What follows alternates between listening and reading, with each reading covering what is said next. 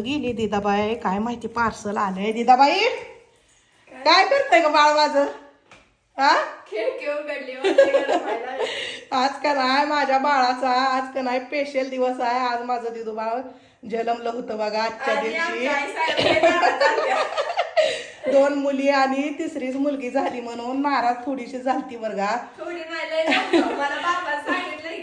पण आमच्या साहेबांच्या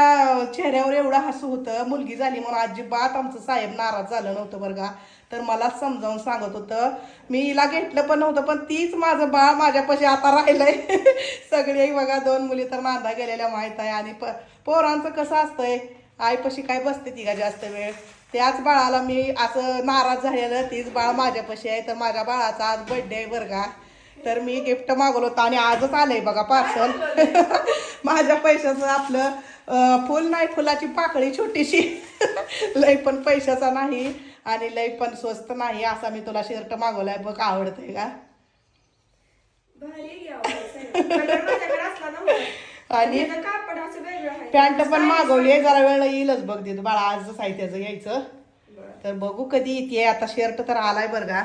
तर तसा मागवलाय तुम्हाला माझी चॉईस कशी वाटती सांगा बरं का दिदू बाळा तुला आवडलाय का पण